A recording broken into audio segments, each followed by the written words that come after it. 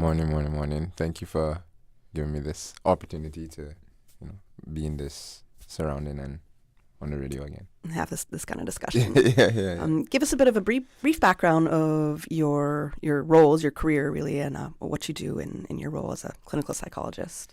Yeah, so as you said, I work for HSA in the behavioural health department, and as a psychologist there, I get people referred to me from the doctors, the GPs, from hospital wards, from psychiatrists, and really what I offer is assessments to see what might be helpful in terms of talking therapies. So I don't do anything with medications, I just offer different kinds of talking therapies, and that might involve some assessment depending what's going on, if you're assessing for autism or ADHD or other neurodivergent difficulties. So yeah, a combination of assessments and then therapies and interventions for a whole range of mental health conditions, mainly depression and anxiety and that side of things, but also wider ranging difficulties too, or rarer things as well. And yeah, I go into the mental health wards and various wards, from maternity to chemo to every ward in the hospital as well. So it's quite broad ranging. Okay. And Cottrel, tell us a little bit about your role. Yeah, so my role at the prison, I work with the clinical team as a mental health counselor. So I work with wide range of mental health issues within the prison, so just a specific population, and that looks like working with both the men and women prison. Okay. Yeah. So not just the men prison, but both the women and men, dealing with various mental health, helping them to adjust to life in prison as well, helping them to cope with any issues that are ongoing. Collaborating with various entities. Maybe it's like psychologists, probation officers, and just a lot of case management in terms of the prisoners and their lifestyle, and just rehabilitating them to adjust back into the community if they're close to their release date as well.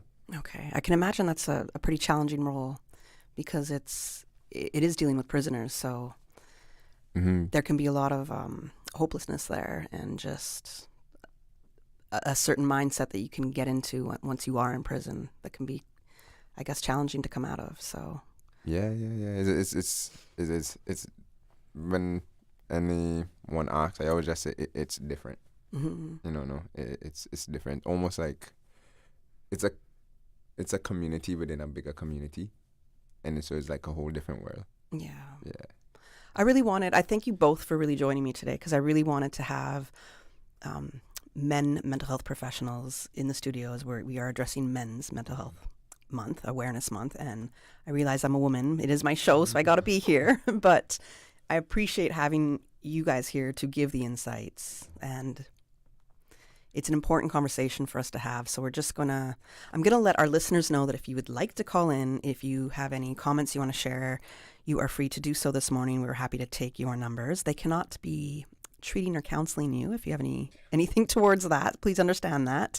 But the numbers to call are 1-800-534-8255, 949-8037, 949-6990, or you can WhatsApp call or WhatsApp text us at 925-3261. So we're going to get right into it, and I guess just the common misconceptions or stigmas you see surrounding men and mental health, particularly here in Cayman. Yeah, I think particularly here in Cayman, it's a small community. People are very wary of gossiping and their personal information getting around. And I think for men in particular, there's that image of having to, mental health is seen as a weakness, I think, by a lot of people, or is misunderstood as that. But we all have mental health. We all have times when we're struggling, we find things difficult. It's not, some people have mental health and some people don't have mental health problems. We've all got stages in our life where things are more stressful or difficult.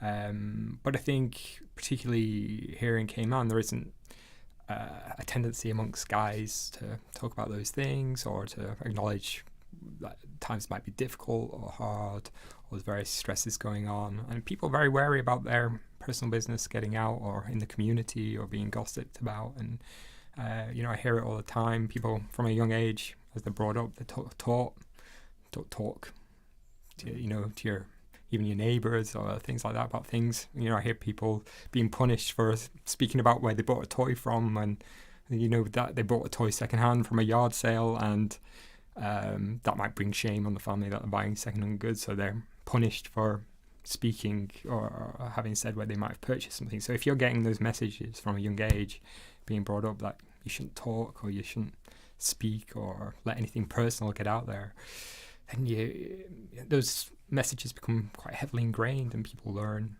actually, you don't talk, you don't say when things are difficult because that's dangerous or that's threatening, you don't know what will happen. So I think people learn growing up that your circle of trust is very narrow, but if your family isn't that open to speaking or wanting to know what's going on either, you can leave people to feeling very isolated and on their own with their struggles and difficulties, really. So I think that's a huge barrier in just guys being able to talk about what's going on or what stresses is happening around them. And you just think about the messages you get brought up with growing up from I know myself as a guy growing up in the 80s in the UK. The clear messages were guys don't cry, Yep. girls can, guys can get angry, girls can't.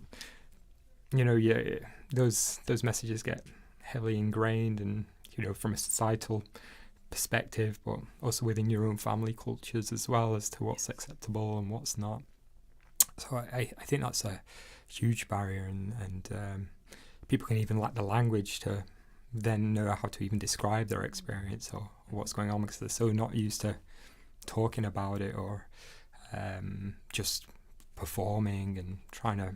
I think you look at what people are striving for or what guys are taught what the ideal is. You think it's to provide, to be successful financially and all these side of things, and that's the image people want to portray or give to others, because that's what a sign of success is. So to start saying you've got difficulties or you're struggling, I think that's a big no-no for a lot of people. They're just seen as a sign of weakness or that they're broken in some way, or so I think that's a huge barrier. And I think we're trying to make steps in education, so from a young age people are getting a different message from children that actually this is very normal, and it's normal to have struggles along the way, but it's important not to be isolated and feel alone in addressing and dealing with these things.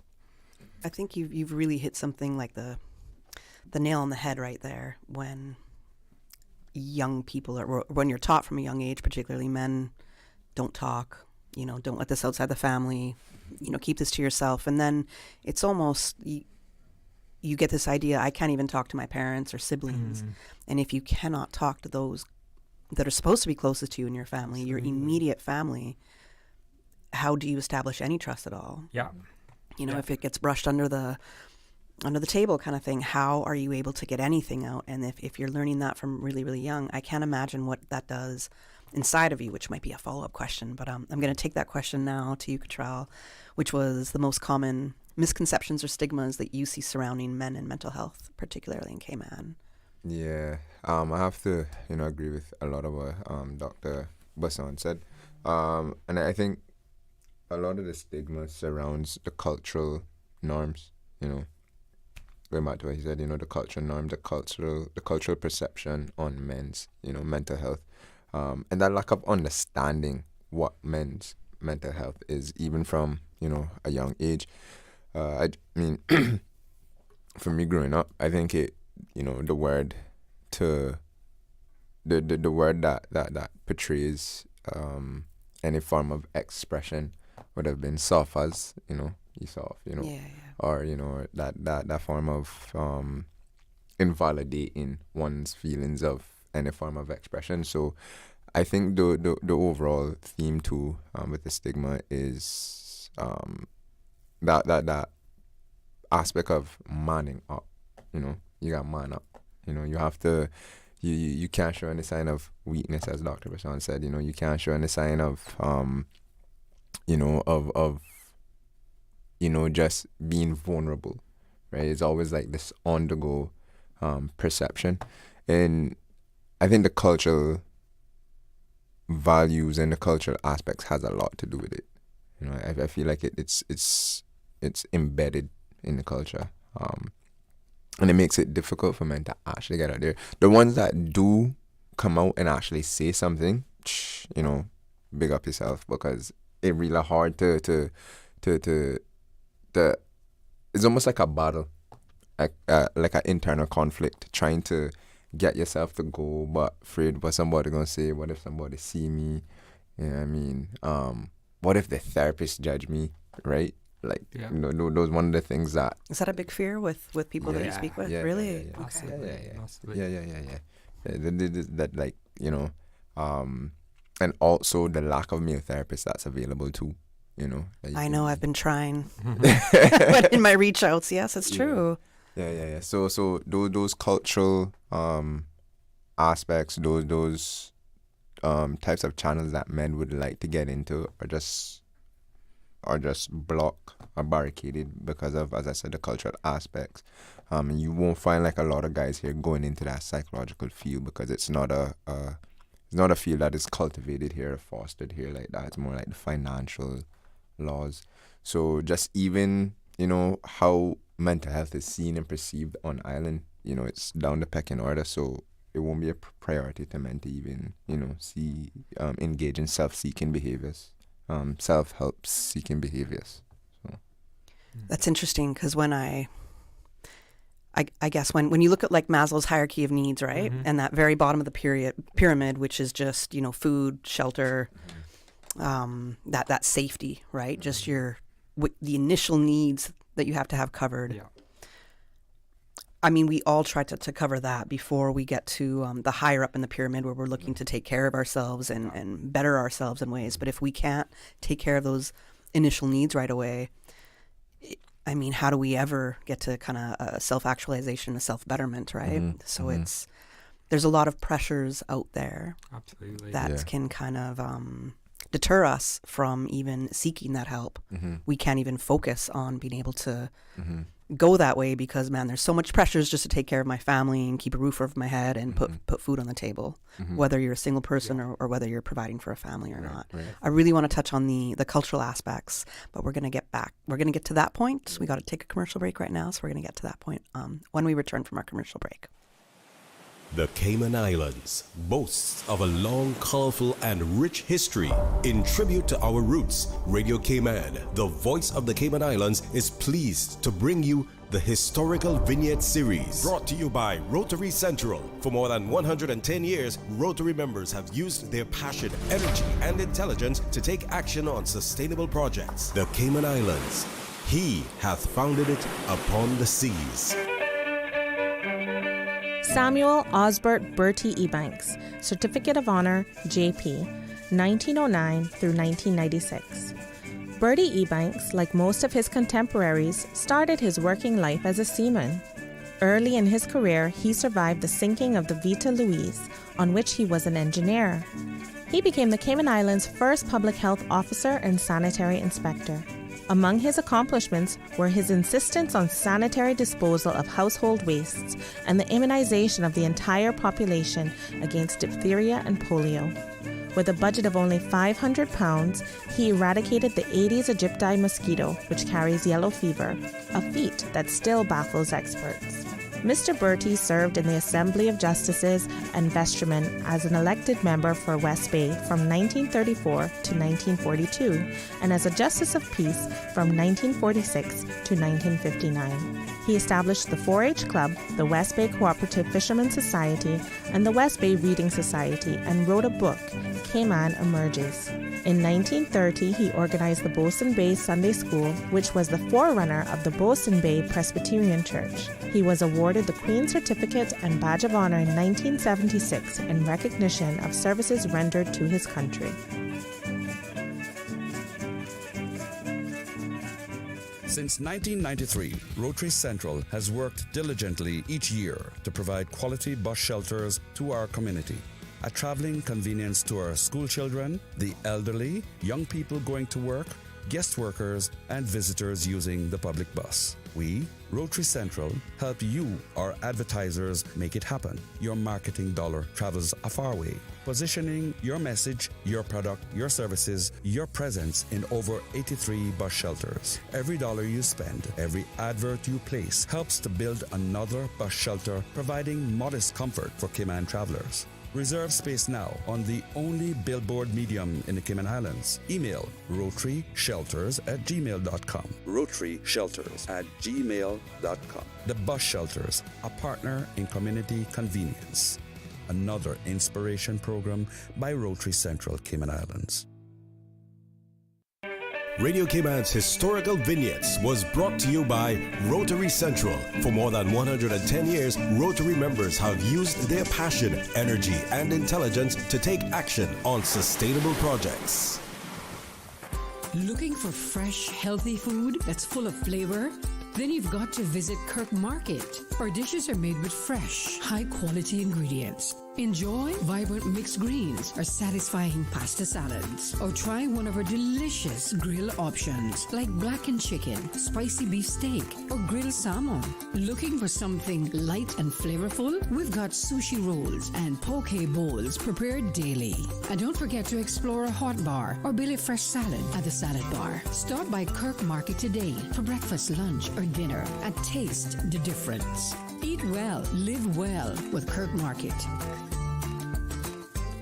I'm Michael Webster. And I'm Denise Brown of Cayman Insurance Center. Family is not the most important thing, it's everything. We have worked with the community and their families on protecting themselves for the future. Whether it's providing top-rated life insurance or protecting your family's household investment. From our family to yours, we understand and we care. I'm Denise Brown. Call me at 814-7229. And I'm Michael Webster at 925-5433. We are Cayman Insurance Center. Specializing in property, life, and other lines of insurance products and services at an affordable rate. We are Michael and Denise at Cayman Insurance Center. Call today. Cruise into summer with expert service from Automotive Art Cayman. More than a retail store, it's your one-stop auto care shop. We offer paint, detailing, accessories, wheels, Yamaha parts and products, batteries, tire repairs, tire changes, and more. Need top-tier shine and protection? Grab Gliptone detailing gear, Chevron synthetic oil, and Axiom car care kits. Get expert service with premium products all under one roof. Wherever you cruise, make your pit stop at Automotive Art first. Find us on Shedden Road and follow us at Auto Art KY on Instagram and Automotive Art Cayman on Facebook.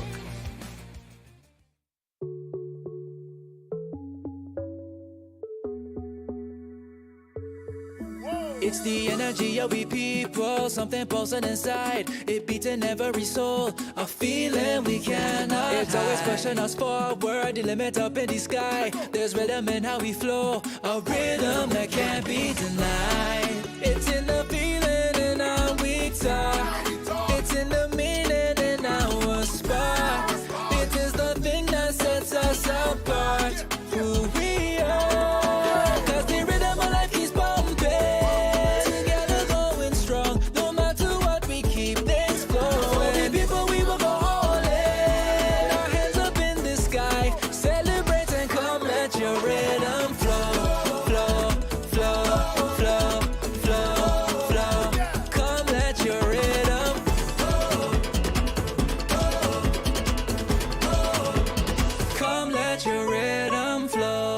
Did you know? The Cayman Islands now has a Seafarers Registry, a searchable national database that contains various forms of information about native-born seafarers and their contributions to our rich maritime history. This groundbreaking initiative is the only public resource dedicated exclusively to documenting and archiving the remarkable journeys and achievements of Caymanian seamen. The official launch for this database is Wednesday, June 25th in Grand Cayman and Wednesday, July 10th in Cayman Brac. The Buzz with your host, Kathy Miller.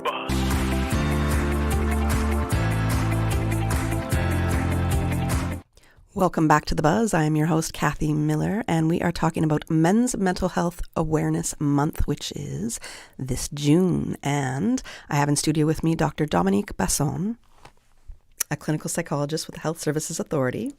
And we have Cottrel Ellis, a mental health counselor with Northward Prison and a volunteer at the Alex Panton Foundation. We opened up the show by discussing what are some of the most common misconceptions or stigmas that they see surrounding men and mental health, particularly here in Cayman. And both gentlemen had said, you know, it was the being taught really not to speak from you're quite young. You know, don't talk about anything that might be going on in the family or any issues or anything like that, just keeping things to yourself. And both also indicated that it was basically it's a very cultural thing to not talk. And I understand that, like, it's something that I've observed within Cayman culture from moving here. But I can also say that in Canada, it's very similar. Don't talk. You know, men are really taught to keep it to themselves and not necessarily be seeking any therapy or counseling if they're having any struggles that they're going through. I think you mentioned a bit in the UK, it's the same. So yeah, absolutely. Is there any cultures out there that are really open to men being forthcoming with their struggles? Interesting question. I'm not sure I know the answer. Yeah. I know I've got a lot of family in France and the French side of the family, and I say it's similar as well. Yeah, culturally, I think. But yeah, I can't think of a culture particularly that stands out where people are more expressive or. I mean, I can't think of a country specifically, but maybe argumentatively, we can say collectivistic cultures. So collectivistic cultures are cultures more governed by groups. So they look at more family-oriented, decisions are made together. Cultures that more stick together. So they're more communicative, more open with each other. So maybe countries like China, for example, would probably be a collectivistic culture, or like some of those Asian countries would be more, you know, collectivistic, or Japan would be a collectivistic culture. I think Japan's got a really... I feel like they're more strict. Yeah, they got a record of actually mental health is not allowed at all. I knew someone who was a teacher there, and there was a suicide in the school of I can't remember if it's a pupil or another teacher, and it's just basically brushed over of no, that never happened, a complete denial, and they there's like no talk whatsoever of mental health difficulties, and if you asked about mental health difficulties, it was a straight matter of fact, no, we don't have those sorts of problems here. And so I think from what I've heard from certain cultures like Japan, that actually there's even more or more stigma around mental health difficulties, and really but I do wonder about places like India and whether difficulties are kept more within the family, or the family manages around supporting that individual within the difficulties, but still is it spoken about outside of the family, or do they seek services? I'm not sure. And my family is Eastern European or Serbian and Croatian. So, and they were immigrants to Canada, my mom and my dad. And whereas I didn't grow up in what is now former Yugoslavia, thankfully, I did not grow up there. I grew up in Canada, but that culture, that Serbian and Croatian culture, was very much a part of my my childhood, and seeing it now as an adult woman is, and you know, some things my mom might be apologizing to me for is very much it's a very masculine dominated culture, and women are like the second rate kind of citizens. And I you know, I almost dare any Serbian woman to call me and say that's not true, because it very much is. And the men as well are, it's the same thing. Like, the men handle the so-called kind of harder stuff, and the way they deal with whatever they might be going through is generally through I guess I want to say through drinking, through that kind of an outlet. that's a coping mechanism, isn't it? A lot of the time, Yeah. substance misuse of one sort or the other. So I almost feel it's global in the sense that there is a message going out to men out there from a young age. I think so. Yeah. And you wonder how far that dates back to hunter-gatherers to actually you can't, you're not allowed to feel anything and you got to fight and hunt your prey where it's the home. Just survive. Survive. Survival. Feelings strategies. are secondary, I don't believe that feelings are secondary. I think feelings guide so much in our life, right? And it can be really hard to get a guy to talk about his feelings. I can say this from a woman's point of view. Yeah. So whoever I might be talking with, talk to me. What are you going through? And then maybe I'm not somebody that they regard as a safe space, and then I can feel insulted by that. But it's not about me, and it's just what makes somebody feel safe that they can speak. And so when it comes to men and their feelings, why? Or from your experience, why do you think it's so hard for men and boys to talk about how they're feeling? Where does that silence come from, aside from, being taught, but, Yeah, it's an interesting question, isn't it? And I know it's a familiar one for me. My wife will often, say that about myself, even though I'm a psychologist. I'm quite good at listening to people and making sense of difficulties, but actually to then take my own advice, I suppose, and speak back. It is different, I suppose. And I wonder on a number of levels, different things are happening. I guess first of all, there are physiological differences between guys and women in brain structure. So it's generally speaking, I'm mass generalizations here, but generally men are less verbal orientated in their brain structures and things. So women do. Those areas of their brain are more developed, if you like, in terms of how they think and articulate things. So I think on one level, we have got physiological differences, and men are more visual, and spatial awareness is different as well in men. So there are some physiological differences. But I do wonder about the main impact being culture and upbringing and conversations you have in your family and I think certainly from my perspective that'll be the main thing I'll be thinking of. I don't know, what do you think, Cottrel? I think it's around the same range that you're mentioning. I think also too is, as you said earlier, I think the language, how do you express yourself? What do you say? How do you share how you're feeling? What do you say? And also, who do you say it to? Who do you, who's your outlet? Who's that safe space? So I think that there's a whole, a bunch of factors that comes into play when it comes to being for men to be expressive. As I said, the physiological, the biological component. Also the social aspect as well comes into play. What my friends gonna see me as, either as a man or a boy growing up, what that perception gonna be. You gotta just tug it out. I think you're right in what you're saying about how it gets expressed. So we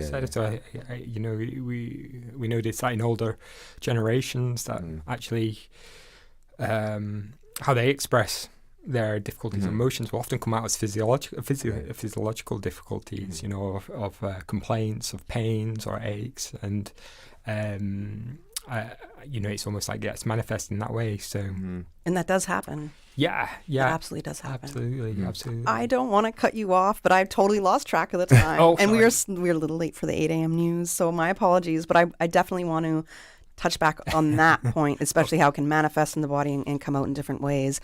And really, the ideas of masculinity and how that makes people think that they have to perform to a certain level in order to, quote, be a man. So we're going to hit on those topics when we return from the 8 a.m. news. Thank you, Kathy. And studio time by Foster's is 3 minutes past 8. Storm smart with Foster's this hurricane season. Always be ready for a power outage. Stock up on lanterns, flashlights, portable fans, and extra batteries. Keep them charged and ready to go. Have candles as a backup and keep cooking with emergency butane and butane stoves. Don't get caught in the dark. Go to fosters.ky/emergency-checklist for more information. Be safe and get hurricane ready with Foster's to stay ahead of the storm.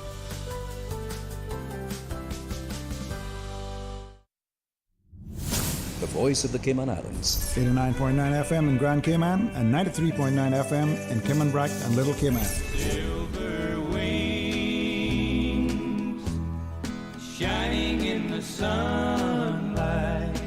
Radio Cayman. The 8 a.m. news is brought to you by ValueMed Pharmacy. Save time and order your prescription refills online at value-medpharmacy.com. VALU-medpharmacy.com. For today's biggest news. Radio Cayman, the voice of the Cayman Islands.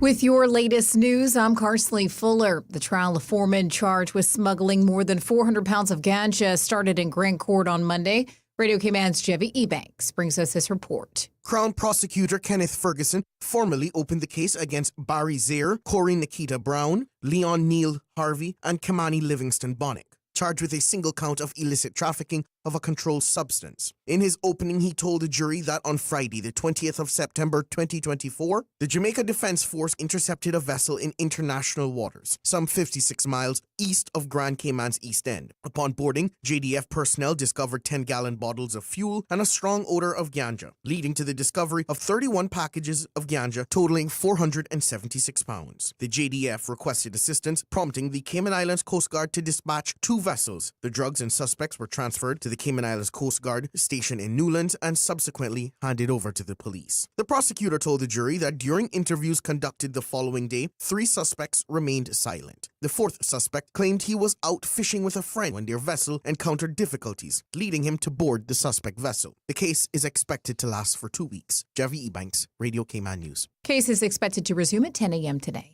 As government looks to overhaul local planning legislation, the minister responsible says part of that will include introducing a new oversight body. Looking at putting a tribunal together also to be able to hold contractors responsible. So when you have a contractor that has taken people's money, hasn't finished their home, the owner has somewhere to report them. Right now, they can report them, but the only report is that they actually, they will carry them to court. But planning doesn't have no way of holding that contractor responsible. The Honorable J. Ebanks tells Radio Cayman the tribunal will then be able to, quote, reprimand contractors who fall afoul of their clients, potentially having their license suspended. It's going to take some legislation changes to be able to switch over to where contractors go to get their license from planning, not just from the trade and business side anymore than too, because that way, that's one thing is how we're going to have to hold them very responsible.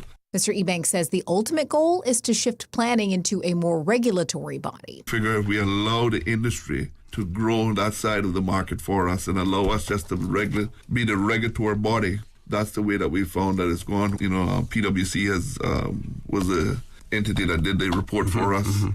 And, I'm actually going to be sharing that report with my colleagues so that we can decide, make sure that the government is all intact to go in that same direction. This will, one thing, once we get there, once we start to put all of this in place, a lot of the issues that we're having with planning BCU will be eliminated. Meanwhile, work continues on updating the National Development Plan. The plan helps residents, developers, government agencies, and the Central Planning Authority by establishing goals, objectives, and guidelines for future development. The current plan dates back to 1997. And it's a garden party. CID-TV's Lavita Thompson has more on a very special event recently held. Her Excellency the Governor Jane Owen hosted a garden party at Government House on Friday the 13th to celebrate King Charles III's official birthday and the active partnership between the UK and the Cayman Islands. So this is a time to celebrate, but also to say a massive thank you on behalf of His Majesty the King, on behalf of the British government, and I think I can say also on behalf of the government of Cayman, a massive thank you to all that you do to make this wonderful relationship between the United Kingdom and Cayman such a special one. In attendance was the acting Premier, the Honourable Gary Rutty, ministers, the Speaker and members of Parliament, as well as leaders from across business and the community who have contributed to the United Kingdom-Cayman relationship. The acting Premier shared remarks about the enduring relationship between the Cayman Islands and the United Kingdom, touching upon the mutual respect, shared commitment to good governance, fiscal resilience, and environmental stewardship. As one of the oldest British overseas territories, the Cayman Islands holds a unique place within the wider UK family of nations. We are proud of this heritage and hold in high regard our long-standing relationship with His Majesty's government. As such, we continue to welcome opportunities for mutual exchange, learning, and collaboration. The Cayman Islands bond with the UK is not just historical, but is active and forward-looking and remains strong and adaptive. The Cayman Islands will honour the British monarch's official birthday with vibrant parades and ceremonial gun salutes on Monday, the 23rd of June. The official parade and presentation of honours will take place from 8 a.m. at Government House, with a live stream simultaneously streaming across CIGTV and the Cayman Islands Government YouTube channel. It all kicks off at 8 a.m. on Monday, and you'll be able to listen live right here on Radio Cayman. I'm Karsley Fuller. The 8 a.m. news is brought to you by ValueMed Pharmacy. Save time and order your prescription refills online at value-medpharmacy.com. VALU-medpharmacy.com. Now, more than ever, supporting your immune system is crucial to helping your body fight off illnesses like the common cold, the flu, and COVID-19. At ValueMed Pharmacy on Walkers Road and in Buttontown, we carry all the essential vitamins and minerals to help support your immune system and improve your overall health. Some of our top immunity support picks are vitamin C, vitamin D, zinc, elderberry, and quercetin, or the popular 7-in-1 immunity support. Our pharmacists are always on hand to help guide you and answer any questions. Visit ValueMed Pharmacy on Walkers Road or Buttontown. Live happy, live healthy with ValueMed Pharmacy. Stay in touch with Radio Cayman with the latest up-to-date, accurate news and information. For your convenience, the headline news will be repeated on our sister station, Breeze 105.3 FM, weekdays at 8:30 a.m. Follow Radio Cayman on social media, Facebook, Instagram, Twitter, or download the Radio Cayman app in the App Store or log on to www.radiocayman.gov.ky and stay connected to what's happening in the community. Radio Cayman, your voice, your choice, your radio. Since 1993, Rotary Central has worked diligently each year to provide quality bus shelters to our community.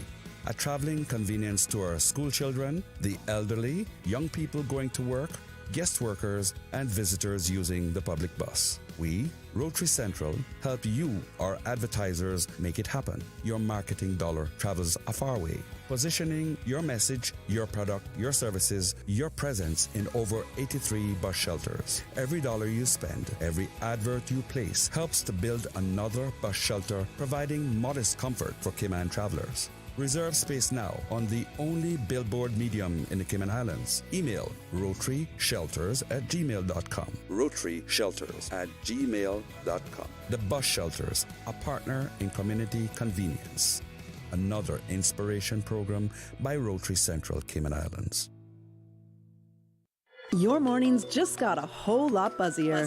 Join me, Kathy Miller, every Tuesday and Thursday from 7:30 to 9:30 a.m. on The Buzz, Radio Cayman's morning talk show with insight, impact, and inspiration, covering business, policy, finance, health, culture, and the biggest local and global issues impacting our Cayman community. With fresh perspectives from younger generations to stories of inspiration from local entrepreneurs. Tune in and turn up Tuesday and Thursday mornings, 7:30 to 9:30 with me, Kathy Miller, on The Buzz. The 8 a.m. weather update brought to you by CG Britcade, where people come first.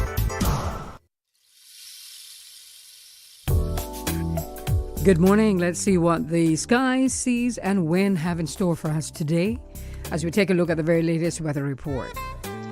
Current temperature is 86 degrees. Relative humidity is 75%. The barometric pressure is 29.99 inches and falling. The wind is east at 10 knots. Overnight low was 82. Synopses indicate fresh winds with moderate to rough seas are expected for the next 24 hours. Also, a tropical wave over the northwest Caribbean will allow for possible isolated showers and thunder spreading over the Cayman area. Radar imagery show a few showers in and around the Cayman area moving towards the northwest. Now the forecast for the Cayman Islands for today calling for partly cloudy skies becoming cloudy at times with a 30% chance of isolated showers and possible thunder. Temperatures will rise to the low 90s with a heat index near 102 degrees Fahrenheit. Your winds will be east to southeast at 15 to 20 knots with higher gusts, and seas will be moderate to rough with wave heights of 4 to 6 feet. Small craft should exercise caution over the open seas for today and tonight as well. Now, the forecast for tonight is calling for partly cloudy skies, becoming cloudy at times with a 30% chance of showers and possible thunder. Temperatures will dip to the low 80s tonight. Your winds will be east to southeast at 15 to 20 knots, and seas will be moderate to rough with wave heights of 4 to 6 feet. Low tide will be this morning at 8:56, high tide this afternoon at 2:43, with a low tide again tonight at 8:36. The sun will set this evening at 4 minutes after 7 and will rise tomorrow morning at 5:49. And the outlook is calling for a slight increase in Saharan dust from tomorrow, with similar winds and seas lasting through Thursday. A small craft advisory will remain in effect. And that's the very latest on your weather report.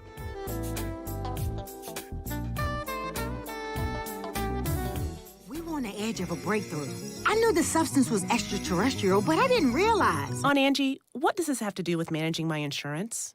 Well, long story long, the entire lab exploded, and the radioactive sludge went everywhere. I ended up in the hospital for a few weeks, but I was able to manage everything with the CG Online portal. The online portal. Safe, convenient, simple. CG Brit-K. Good like that. The 8 a.m. weather update brought to you by CG Brit-K, where people come first. For the Health of It, heard on Wednesdays at 7 p.m. and repeated on Saturdays at 9:30 a.m. Brought to you by UHealth International, University of Miami Health System. International patients go to UHealth International for consultations with renowned physicians, advanced treatment technologies, leading-edge medical therapies, and state-of-the-art surgical procedures. Whatever your particular reason for going to UHealth International, you will receive customized medical care delivered within a compassionate, multicultural setting. The care you need when you need it. The 24th Annual Talent Exposition of the Arts, Joy, is here. Presented by the New Self-Help Foundation, Sunday, June 29th at the Hawkwheel Theater. Awesome performances by actress Caitlin Tyson, Erica Asai, Rico Rolando, Jade Dixon, Williams Quartet, Dequan Smith, UCCI Dance Company, Cayman Music School, Radiance Dance Studio, Centerpoint Dance Studio, John Gray Elite Strings, Lloyd Barker, Ola Jimmy LaPierre, and more. Tickets cost $15 CI prepaid and $20 at the gate, and available from the #1 shoe shop and Winner's Circle Sports. Talent Exposition of the Arts, Joy, hosted by Anika Connolly and Lloyd Barker. June 29th at the Hawkwheel Theater. Gates open at 5 p.m. Show starts at 6 p.m. Part proceeds from this event to benefit the Foundation Educational Development Training Program of the Arts. The traffic report is brought to you by Subway. Enjoy a delicious start to your day with breakfast from Subway. Good morning, and whether you're cruising, heading to work, or doing some errands this morning, let's check in the road conditions, see what's up. Cool Road traffic is steady heading to Georgetown. Eastbound traffic on Cool Road is moving along moderately. Moderate flow of traffic in both directions on Godfrey Nixon Way and Eastern Avenue. To the east on Shamrock Road and Rex Crichton Boulevard, traffic is flowing moderately as well. On the Linford Pearson Highway, steady bit flowing traffic. Coming off of the Esley Tibbetts Highway, traffic is steady but flowing. And continuing on to North Sound Road, Industrial Park area, moving on moderately. On the West Bay Road, traffic is moving at a good pace in both directions, especially from the Ritz. Coming from the West Bay 4-way stop, flowing at a good pace. Owen Roberts Drive, no issues as traffic is light to moderate. Coming off of Bobby Thompson Way, moderate flow of traffic, as well as Agnes Way. Huldah Avenue, traffic is flowing moderately. That's what's shaking on your Traffic this morning. Join us again at about 10 minutes past 12. We'll give you another traffic report. Have a good morning and drive safe, Cayman Islands.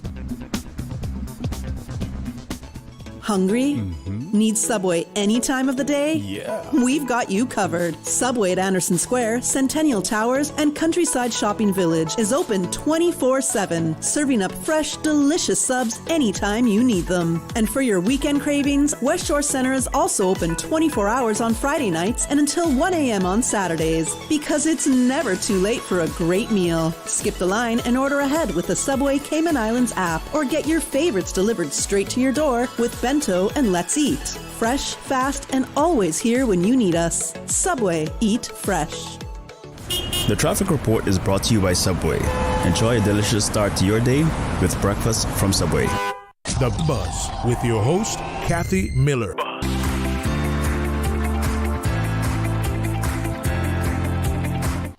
Good morning and welcome back to The Buzz. I am your host, Kathy Miller. I want to remind the listeners that if you want to give us a call this morning or you want to share a comment or thought, we are talking about Men's Mental Health Awareness Month, which is the month of June.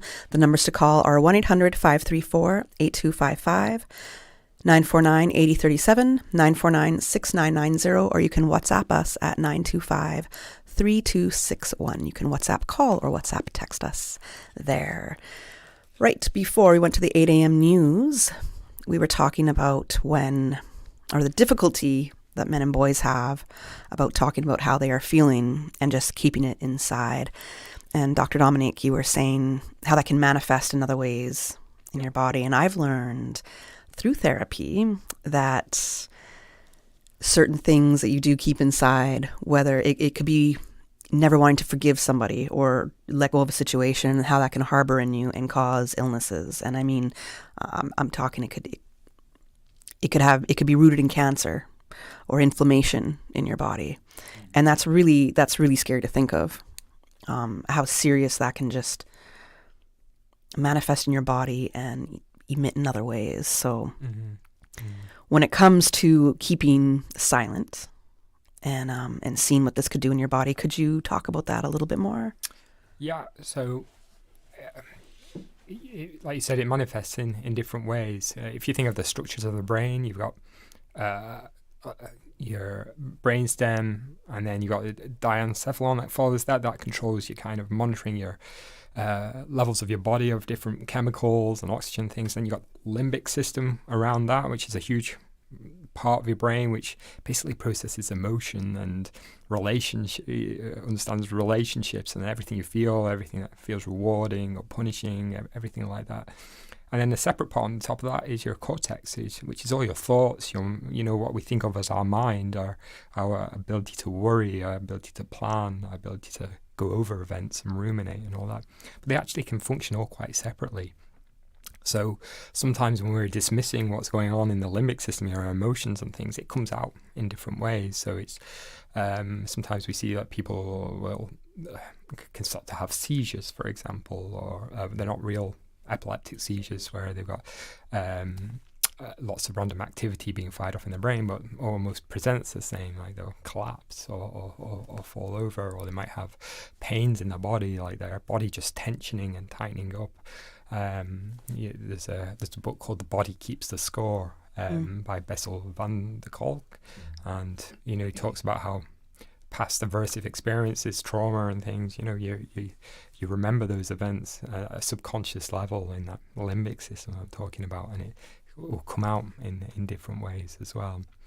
But yeah, it's really interesting how the body learns from pain and aversive experiences, and even if we're not consciously aware of it, it will be there. Our bodies will remember, and it will come out in different ways. So that's quite common, that we'll see people with different ailments, or they're not able to move their arms or walk properly, or have headaches. Migraines is a common one that will just stop them working. It become debilitating almost. But wow. Yeah, sometimes having that space to make sense of what's going on and how things have developed and earlier past experiences can help. Is this something that you see with your patients that are or men that are coming to talk to you that The manifestation in the body, the sicknesses, the illnesses. Do you see that with them? It can happen. I'm just thinking at the moment, those particular manifestations, not so much at the moment. I'm just thinking a lot of the difficulties men come to see me about is often around bullying in the workplace more than anything. Just that whole sense of feeling stuck and trapped in their work, but whether it's managers or colleagues, just being very unpleasant to be around and then they're feeling very stressed and stuck by that situation that'll lead to depression and just wanting to withdraw and yeah, I think that's quite a strong theme in what I'm seeing, as well as themes like stresses of trying to make ends meet, financial stresses. It's, the cost of living's very expensive and trying to provide and for family and pay for housing and everything. It can be very stressful, and people end up working all hours of the day, and then that whole life balance of how much people are working versus how much free time they have, you can just feel like you're in a bit of a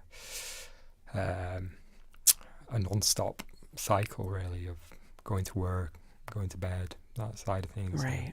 Not seeing any kind of way out. Yeah, not having little pleasure going in life. And like you said earlier, then people turn to substances to help or to numb the intensity of those emotions, or sleep patterns go awry, and that makes everything else harder to deal and manage with. So, it can escalate quite quickly. We also talked right before the 8 a.m. news, we talked about the idea of masculinity, and I want to touch on that as well. And I know we shared a little bit during that news break that for me, I'm seeing way too much on social media, like a division between masculinity and femininity. It's almost like a war of the genders, and it drives me absolutely nuts. But I can't say that I'm not guilty of having my own ideas of what's a man and what a man should do and what makes a man. And yes, I do have my own thoughts of that. And I guess I want to turn to you guys and say, when it comes to masculinity, Cottrel, what makes a man per se? What have you been taught that this is what makes a man, or now the era that you are in your life? How would you describe that? For me, it's just, I think a lot of it just comes from, a lot of what has been taught and perceived. It comes from household, but also the community aspect as well. Being ambitious, career-driven, at the same time making sure it's almost like you take control. You be, as we were talking about, the breadwinner, the leader, this assertiveness, don't say too much, just, move in silence, more, keep a lot of things to yourself and just do what you gotta do. You know what I mean? I really business about when I'm about to say so. I mean, some of it, some of it, but I feel like because of that, it kind of portrays, not just for me, but just a lot of men in general, and it does impact the mental aspect as well too, because then you build this entire complex around, being a man and the pressure, but then, some women prefer it differently. Some women want that. So then it comes into play, like, what is a man? What I mean? What makes a man? Is it the protection component that we were talking about, without leadership, without being a breadwinner? Is it being a breadwinner without the protection, the leader? What if, for example, those three, or one of those three, isn't within that triangle? Are you still a man? Are you still a man? Does it take those three for you to be a man? So I think there's a lot of questions there and definition behind it. But at the end of the day, that's subjective. I feel like it's such a subjective thing. So I feel like there's it's subjective, but I feel like there's not even feel. I mean, we see it so much. And I shared it with you. If I think about it, the basic qualities that so-called, quote, make a man. A man protects, he provides, he leads. But I don't want my man to not talk to me, to not have dialogue, to not share how he's feeling, all the rest. I don't want all of that pressure on my man, you know. Or if I'm describing a man or saying, you know, that's an honorable man right there, you know, it's it doesn't make the next man unhonorable because he might not be doing all of those things, right? And it's I think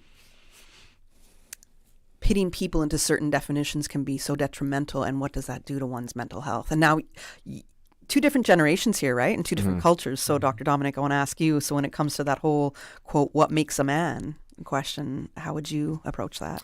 Yeah, I come from it from evolutionary biology kind of thing. At the end of the day, you're thinking genes. We're thinking about what makes a good mate, aren't we? There's that instinct of we want to be the best mate, we want to be the most attractive person, and thinking within our society what makes that. And like you said, it's often about who's got the most power, and in today's equivalence, power, it comes down to money. And so for men, I think a lot of the time it's a sign of success is who's earning the most money, who's able to who shows their wealth, and I think if that's the ideal, if that's what people are striving towards, then people make a lot of judgments about their performance, or I'm not doing good enough, I'm not doing well enough, or they're making comparisons with their people around them of what they are able to earn or provide. And I think those judgments then of feeling like where I should be or what you're striving towards can end up with a lot of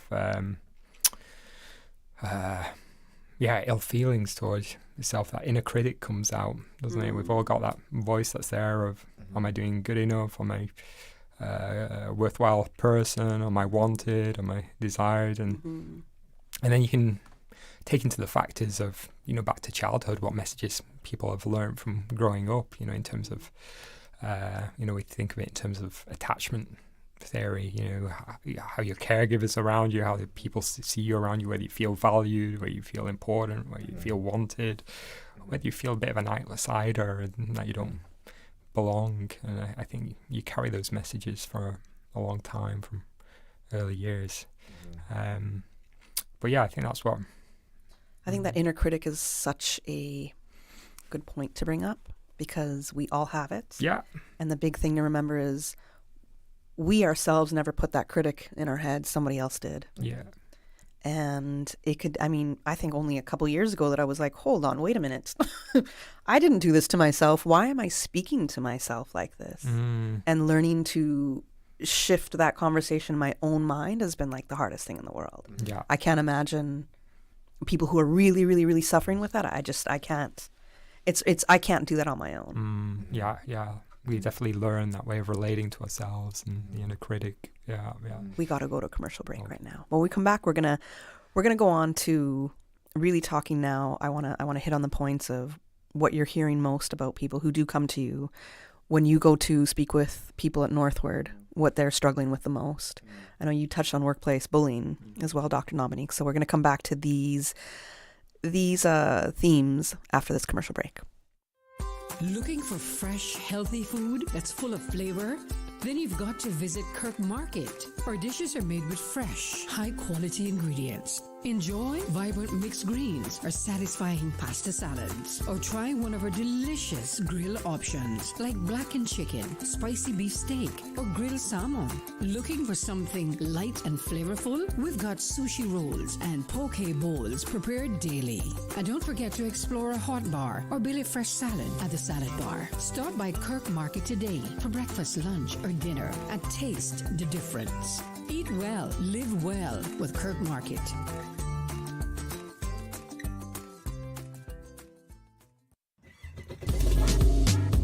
Summer's heating up and the water's calling. From cruising the coast in your boat to riding Yamaha Wave Runners, Automotive Art Cayman will get you ready. We offer expert servicing by Yamaha certified staff, as well as engine repairs, performance upgrades, engine and electrical installation, and more. Need it tuned, cleaned, repaired, or race ready? We'll keep you running smooth, whether you're riding waves or racing them. Trust Automotive Art for expert service and upgrades. Find us on Shedden Road and follow us at Auto RKY on Instagram and Automotive Art Cayman on Facebook.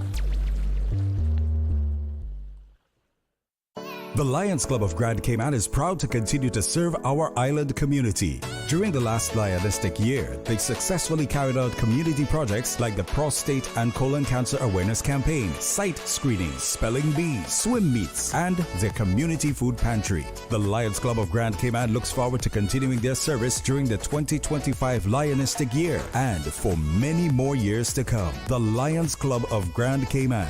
Where there's a need, there's a lion, serving the community for over 50 years. Adelaide, what it is you have there in your hand looking at so intently on this porch? These your shipping out papers, Paul. I saved them all these years. Don't know why. Yes, they are important things that tell the story of us seamen. All the places we went and all the sacrifice we made. And we sacrificed too. No man to help us manage the home, the grounds, the children. That was hard work. But what a joy it was when Annie came home. Boy, Adelaide, we were brave people, you know, stepping off of this beautiful rock onto the edge of the whole wide world. And you all here suddenly becoming financial managers and overseeing construction. Some strong women. We set this country on the map for sure. Every bit of our modern foundation came from seamen's allotments and women's hands. I'm so excited that we are going to be celebrated on June 25th at the Voices of the Sea, launching the Cayman Seafarers Registry. Come on, let's go pick out what we gonna wear. This can be a real figure, a good old time. Celebrate Cayman at the Cabinet Office cordially invites one and all to come out to Voices of the Sea, launching the Cayman Seafarers Registry to celebrate our seamen and our proud history of seafaring. Wednesday, June 25th, 5:30 p.m. at the Georgetown Library Historic Room. The Buzz with your host, Kathy Miller.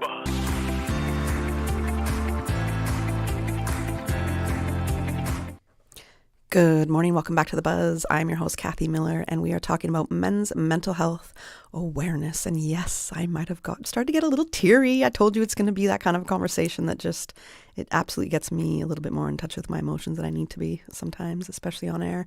I have in studio with me Dr. Dominique Basson from the Health Services Authority. He's a clinical psychologist. And we also have Cottrel Ellis, who is a mental health counselor, and he works at Northward Prison and is a volunteer with the Alex Panton Foundation.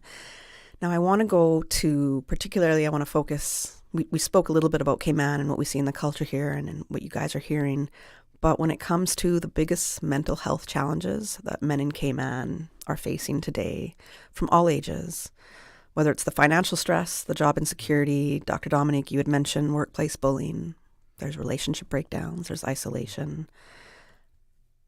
I'm going to assume for a lot of expats, not having any family is a huge one on island. So if you could share with us, what are some of the biggest challenges that men in particular are facing today? Yeah, I think you've touched upon the main themes there of finances, of stresses in the workplace, working long hours, like you said, for expats, the lack of family, being very isolated. Here, we know that's one of the protective factors people have. If you got people around you who you can speak to and support you, if you feel like someone's got your back, that makes a big difference. So isolation is a big one, and relationship problems. You know, that's a global thing. But if you're having problems or struggles in your relationship, that can be very stressful, and just, like you said, that identity and social expectations to be performing you know, I often come across people who work all hours of the day, and, you know, they're going to work and first thing in the morning and not leaving till late in the evening, and it just leads to a burnt out position, really. And then people don't want to show that. They see their emotions as a sign of weakness, and they don't want to give that impression. They want to, people often want to show that they're coping or managing okay. So I think some of the signs that people are struggling are, that withdrawal of, at the weekends, just not wanting to see anyone, wanting to isolate, and the lack of energy these are all signs of when people become depressed. Eating patterns might change. They might either lose their appetite, or the opposite, might start to comfort eat as a way of soothing and trying to cope and manage. People might not say they're depressed, but they might express it in other ways, like they're feeling more tired, or they're feeling more frustrated, or I guess there's some of the signs we kind of look out for and trying to help with, and just help people form a better balance initially in their life. To from the first steps in managing depression and treating depression is to try and get people activated again, to get people moving and doing pleasurable things again, trying to do a bit of daily exercise, get eating patterns back on track, and sleep cycle. Sleep's a huge factor. If you're not sleeping, then everything feels overwhelming. I know if I've had a bad night's sleep of 2 or 3 hours for whatever reason, then it's hard to cope and function. But if you're getting that day in, day out, then I think that's one of the key factors as well with how people are managing or able to cope. It really affects resilience. But I think those are some of the biggest challenges that you're seeing. some of the bigger challenges that we're seeing at the moment. We have a call on WhatsApp, so let's take the caller. You want to pop your headphones on? Good morning, caller. Thank you for calling The Buzz. Good morning, Ms. Cathy. How are you doing? Okay, good morning to you guests also. Good morning. Morning. What would you like to share with us? Well, speaking of mental health, I know you all are speaking specifically about men. Yes. They had a program on Bobo FM a few weeks ago, and they were speaking about mental health. There were a few people that called in who had mental health problems, and it started to get emotional. And the people that were calling in with mental health problems were saying that people don't realize how bad it is. And also they were mentioning that the medications that they get from the doctors only work for a certain amount of time. And then they have to change that medication and go on another one. And the way that they were speaking, it was as though they felt hopeless, like there was practically nothing the doctors could possibly do for them personally or by giving them medications. And mental health is something I personally believe that is spiritual. I'm a believer in the Bible. I'm a believer in all that the Bible says. I'm a believer that Jesus Christ is the Son of God. I believe in all the miracles that Jesus Christ did and continue to do. And when doctors and medications and other human beings that try to help us as individuals and things don't seem to be getting any better and we start to feel hopeless as individuals, whether that's stress, depression, anxiety, feeling lonely, hungry, tired, feeling hopeless, living in fear, concerning what's going to happen in the future, not only for ourselves, but our loved ones. And the way that the world is today, a lot of people are going to face stress, depression, and anxiety, especially when it comes to the financial part of people's lives. And then when our young people, children, see their parents suffering and feeling hopeless, the child then becomes feeling hopeless and depressed and living in fear and living with anxiety. And then the child ends up being worse than the parent. But I personally would like to suggest, as I said before, when doctors and human beings and medications do not work, I personally believe and I know that anyone that gets saved and gets baptized and repents and confess their sins to Jesus Christ and Almighty God and are prayed with the help of elders from the church, that person can be cured, whether it's mentally, physically, stress, depression, or anxiety. They can be cured, and all these things can be released from their lives, because stress, depression, and anxiety, these are all demons. And when you invite Jesus Christ and God Almighty into your life, all these demons have to leave. So doctors may not want to bring the spiritual part into these conversations or into these situations, whether it's personally or whether it's against the rules and regulations of who they're working with.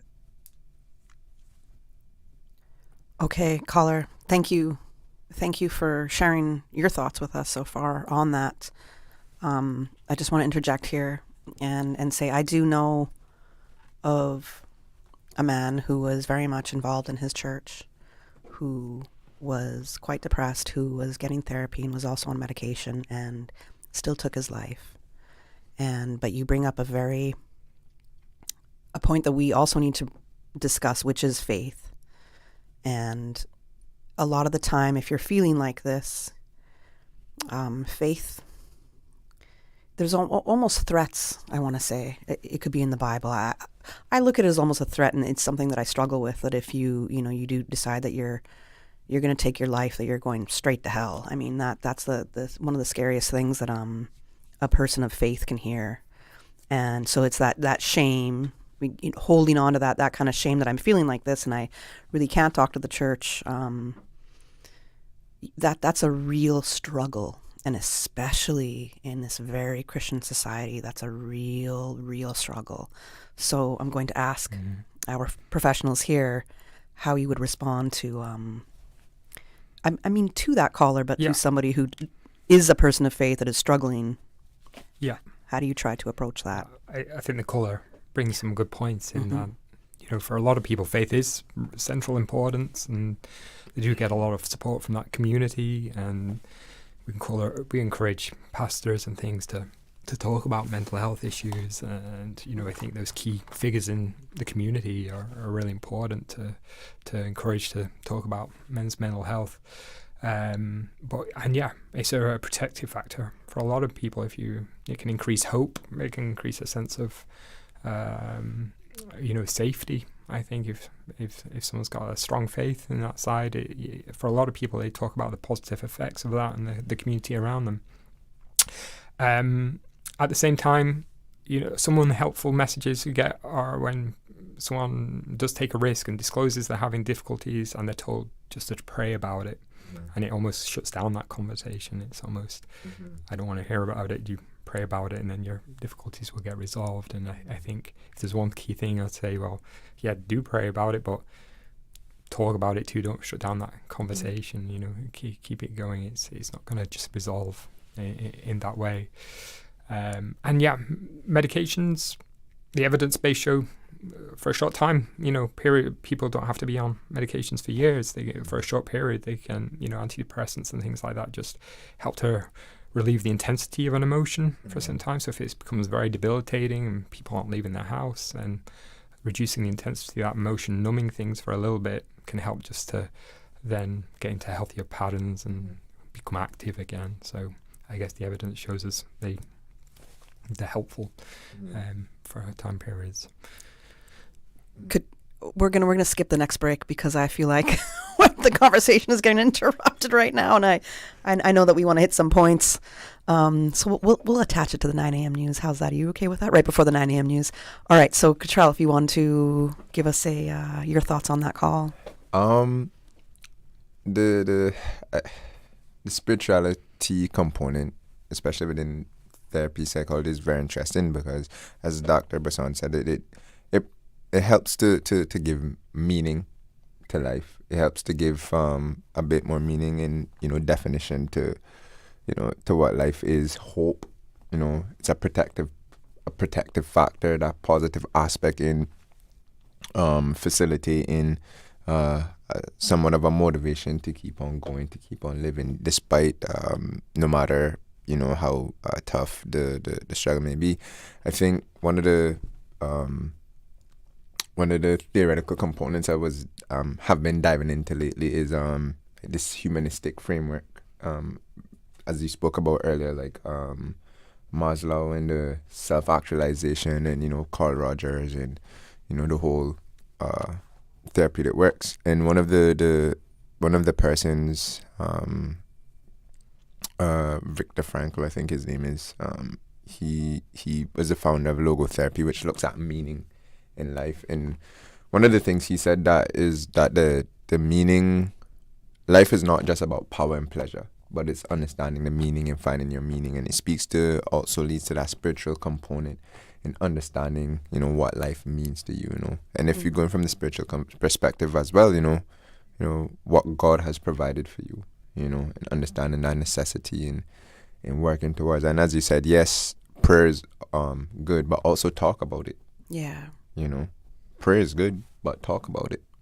You know, talking about it could also build your faith stronger, right? Talking about it could probably lead you towards that healing that you've been looking for, you know. So, yeah, that's my take on it. And the medication aspect as well, too. As Dr. Basson said, you know, medication doesn't have to be a lifelong thing. Right. Right. It could also, you know, sometimes, yes, you have to change your medication, but also you have some medications may cause aversive effects, and you may have to change and going back and forth. But it's not also just dependent on medication. It's also, you know, medication and therapy. What you're doing outside of therapy. I think someone said to me one time, like, I think therapy is like 40% of the work. 60% is like what you do outside as well too. Right. And that's where, you know, those tools that are given to you, you know, you can also use outside. It's just like, you know, you go into the gym, you know, that gotta be consistent. Mm-hmm. But if I'm in the kitchen making pizza or eating pasta every day. Yeah. Yeah. You know, the entire diet got changed as well too. Yeah. You know, so. We do have another caller, yeah. And I'm also cognizant that we're going to take the call, but there's a couple more questions I got to ask, and I'm cognizant that we have maybe 9 minutes to go. And there's a part of a question that I wanted I wanted you to bring in something that you wanted to bring up. So let's take the caller first, and then it'll be our last call for this segment. So good morning. Thank you for calling The Buzz. Good morning, Miss Kathy. How are you? Not bad, and good morning to your panel. Good morning. I'd like to ask a question or two, and if you can give me an answer. Okay, being a loyal and good friend to those who have stress and a little mental illness, is it good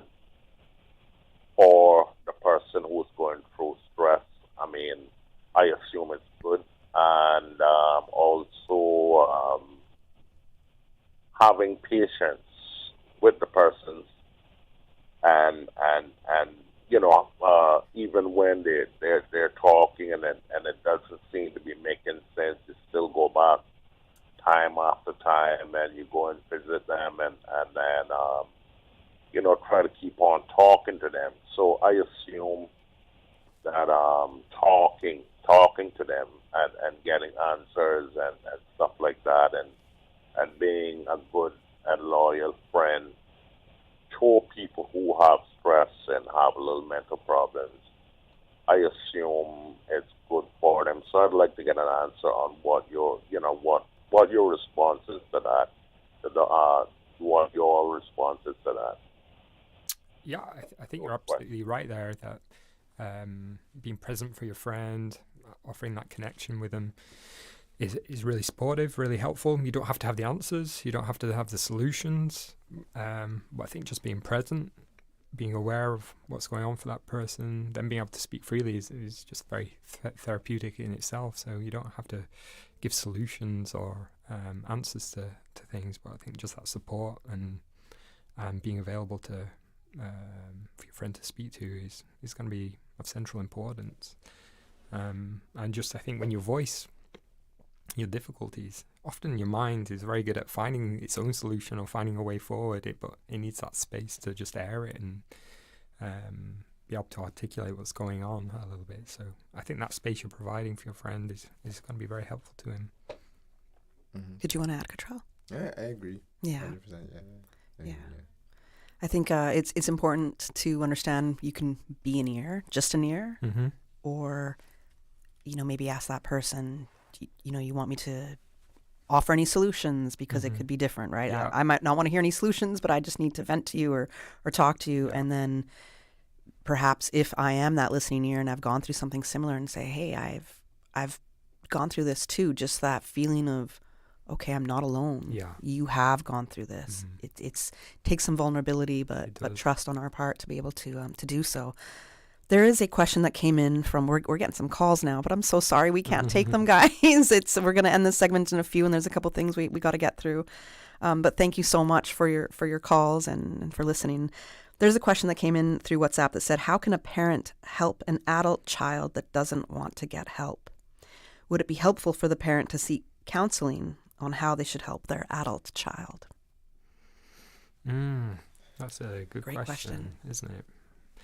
Do you want to start, Cottrel? You can start. You can start with this one. Yeah, I think sometimes just being able to, I'm going to take this off for a second, being able to say, I notice you're feeling such a way, or you're using a lot of I words, descriptive words, mm-hmm. being able to say, I see that you might be more tired than normal. I see you might be struggling at the moment. Just being able to name and observe things, and then it's about developing that conversation, I think, over time. So initially, just being able to name it, what you're observing and the difficulties you're seeing, rather than don't step into blaming someone or saying, "Oh, you're not doing this, you're doing that, you." It can make people shut down a lot more, but just being able to express your own concerns or worries, and say, I feel this, I see that you might be struggling in some way. And then I think as that narrative comes into the other person's head a little bit more, they start to acknowledge it a little bit more. They might be in a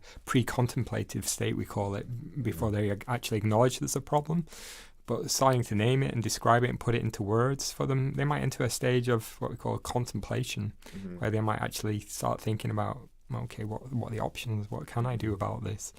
And then they might move into the next step, which is taking action, which might be then, okay, you know what, I'm going to seek some help, or ask for an appointment for someone. And it might drift back into, it might go back a stage to, no, you know what, I haven't got a difficulty with this, and they might take a step back to, and it might come and go like that quite a bit before actually someone, it takes a lot of bravery and courage to go and see a therapist, especially for the first time.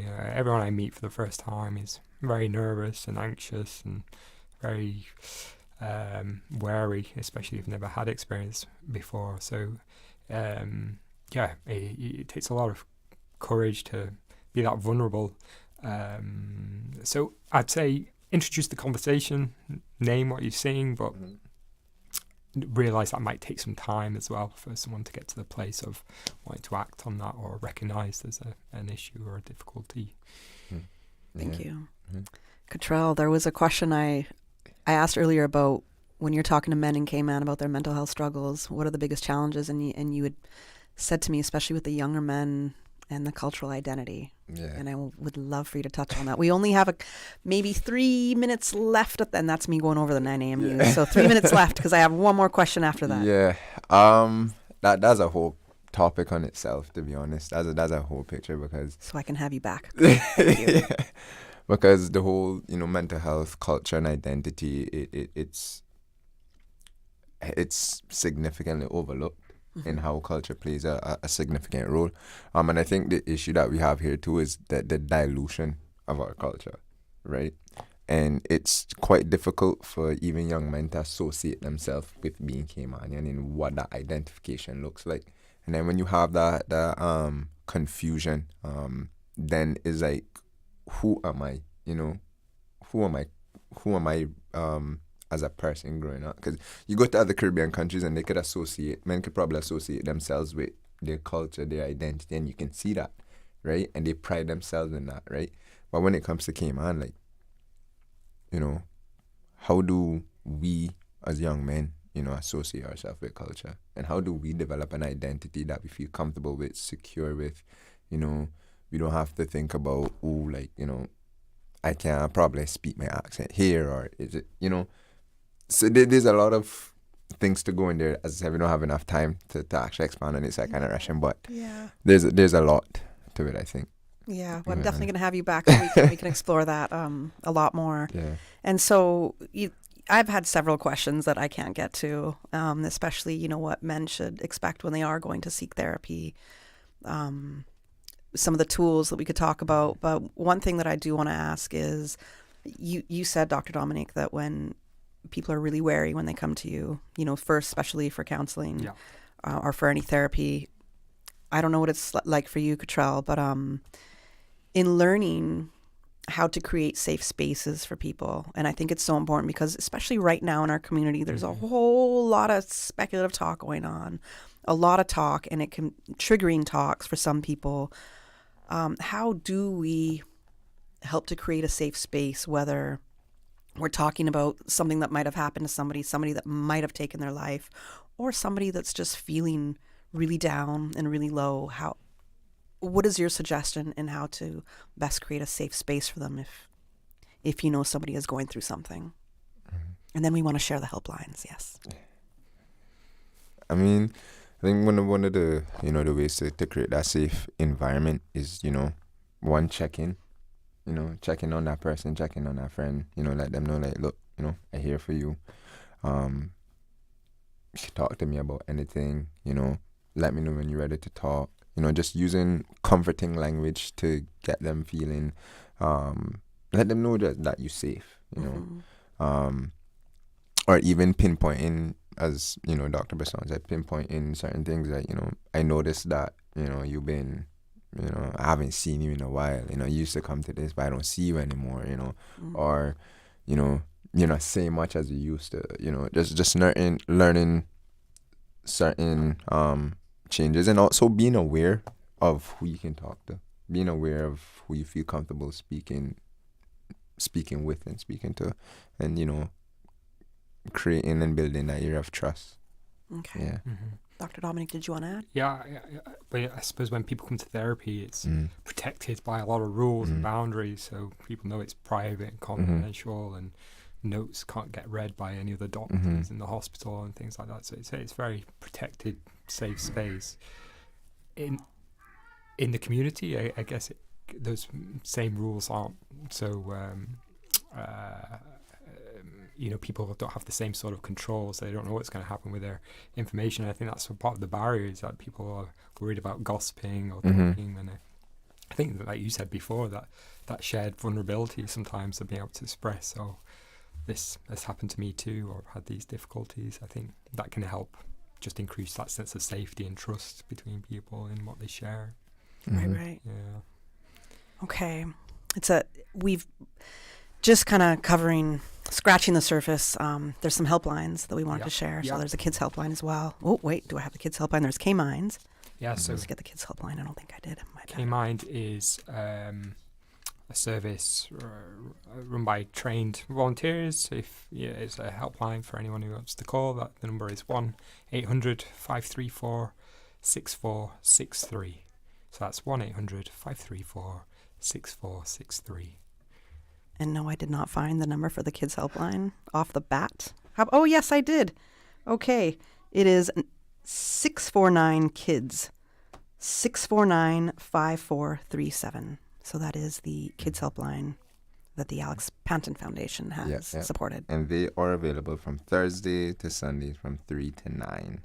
You could also visit the website at www.kidshelpline.ky.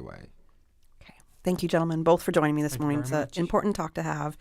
There's a lot of calls we got, a lot of comments we got. We've got to go to the kind of late 9 a.m. headline news. And then I'm next going to be talking with grief counselor Rhonda Cornwall because, again, our community is experiencing a lot of grief right now. So we're going to be going to that subject next. I'd love to have you gentlemen back if we're ever doing any mental health talk. And I appreciate you coming on this morning and taking the time. Okay? Let's go to the 9 a.m. headline news. If they are talking about us, living in your head rent-free all this time, we must be relevant. Radio Cayman since 1976. From Radio Cayman's newsroom, this is Headlines. Local, regional, international news. The headline news is brought to you by Kirk Market and Health Services Authority. With your latest news, I'm Carsley Fuller. Police are investigating a West Bay robbery. Shortly after 3:30 p.m. on Sunday, a masked man reportedly entered a store brandishing what appeared to be a steel pipe demanding cash.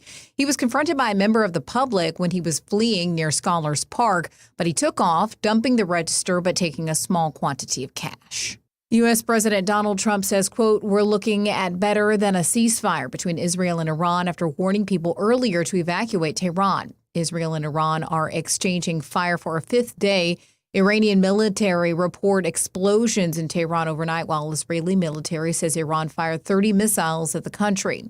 While attention is on Iran, dozens of Palestinians have been killed near a Gaza aid site, according to the Hamas-run health ministry. Israeli military says details of the incident are under review. And experts have cast doubt on the Trump organization's claim that its proposed smartphone can be entirely manufactured in the U.S. One industry analyst told the BBC it would be, quote, "virtually impossible for the gold-colored handset, which will retail for about $499 to be built in the U.S. Questions have also been raised about the ethics of what is the latest in a series of attempts to cash in on President Donald Trump's name. Those are your headlines. I'm Carsley Fuller. More news available at www.radiocayman.gov.ky. Check out our social media pages: Facebook, YouTube, X, formerly Twitter, Radio Cayman Headline News.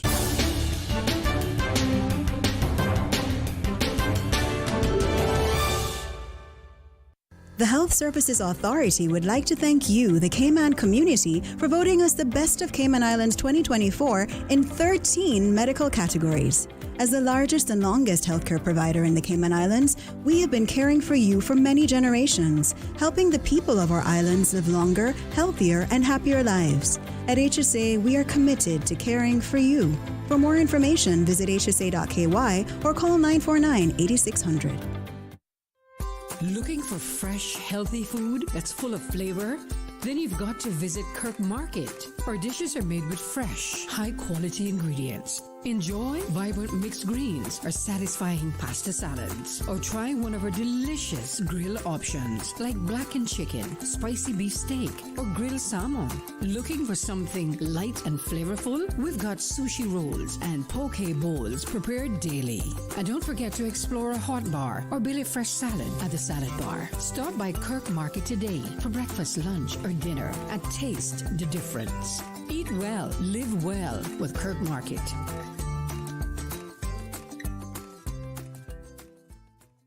We give you honor and praise, adoration and glory. Radio Cayman.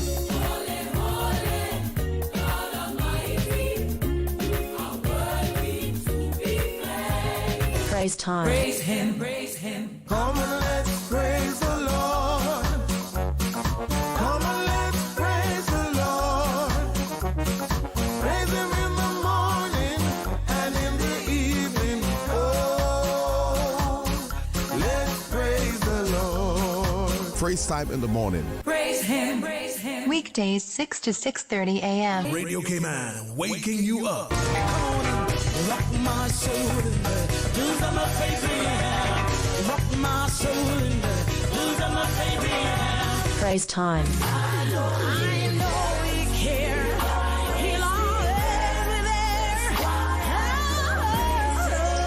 Oh, yeah. Praise him, praise him, praise him. Praise time. Set your clock for 6 a.m. or you will miss it. The Buzz with your host, Kathy Miller.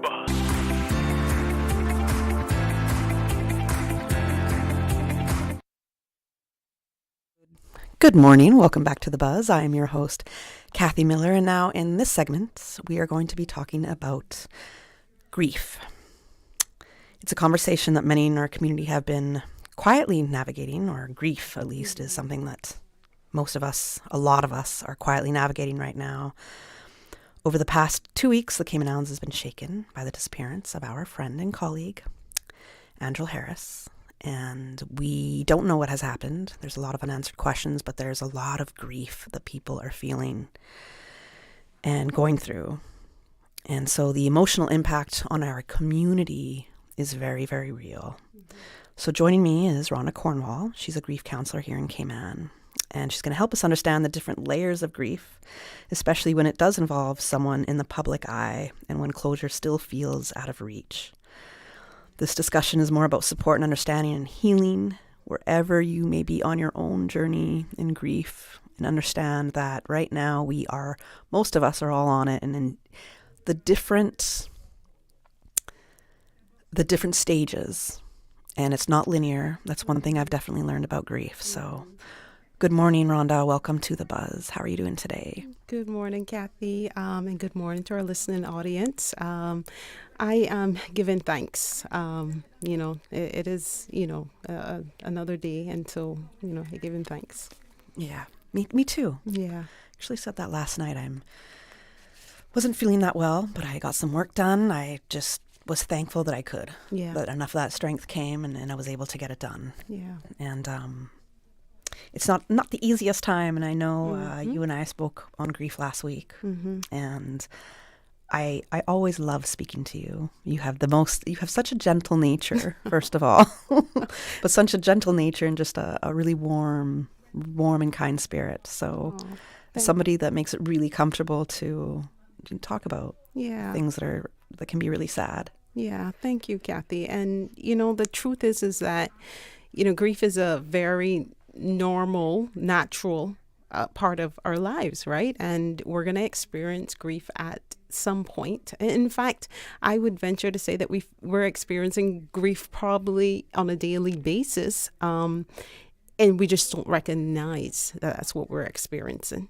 Yeah. So, I think having these conversations help us to start to, to really recognize what we're going through, and then learn how to cope as well. Yes, definitely.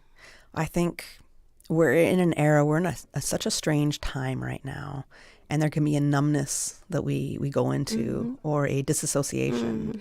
I mean, if you pick up your phone and you scroll through social media, you'll see an ad for moisturizer, or somebody talking about skincare, and then you'll see a country getting bombed, and then you'll hear gossip going on about, somebody's life that really shouldn't matter about you. And I'm just like, okay, we're getting all these crazy messages, and it can be, the numbness and the disassociation is very, very real. Yeah. Well, again, we do that as a way of surviving too, right? I mean, if we take in every single thing that is bombarding us, we'd get overwhelmed. And so sometimes the numbness serves as a way of us surviving. So, it's there for a reason. The question is, do we continue to live in that manner? because again, I always say our emotions, our feelings are indicators, right? It tells us that something is going on, and we get to decide, okay, what are we going to do as a result of that? We can just go with the ride, right? And we can just continue to feel numb in life and never deal with why we're feeling that way. Or we can, we can take steps to help us live healthy lives. Very important point, because in the previous segment when we were talking about mental health and how it was specifically about men's mental health and how a lot of men will keep things inside and not talk. Yeah. And how that can manifest as. So being able to recognize that we do have these emotions, because they can take us on a totally different journey in life if we don't process them. Yeah, absolutely. So when we're talking about grief and understanding what is grief and how it tends to show up in our lives, especially in complicated situations, can you give us that broad definition on what grief is, the stages of grief that people go through? Yeah, absolutely. So one of the things that, first of all, is just recognizing that, grief is a natural reaction that we have. It's not a mental health illness. It's not an issue of, something is wrong with you. When you have a grief response, you're having a natural reaction. And basically what you're saying is what's happening is you're reacting to a loss of some kind. Now, the loss doesn't have, we often think about grief only associated to a death loss, right? Right. But grief can result from us losing anything that's significant to us. So whether it's a broken relationship, changing jobs, even things that are happy occasions can bring about a sense of grief, because it means that we no longer have access to that thing which we enjoyed before. Or that we're so used to before. Exactly. I'll give you just a very practical example. I had a friend, one of my best friends, move off the island. And I remember after I went to the airport to see her off, I was in tears. I was just heartbroken. And I'm like, why, this is a happy occasion kind of thing. Why am I crying? At the time, I didn't understand that I was having a grief reaction.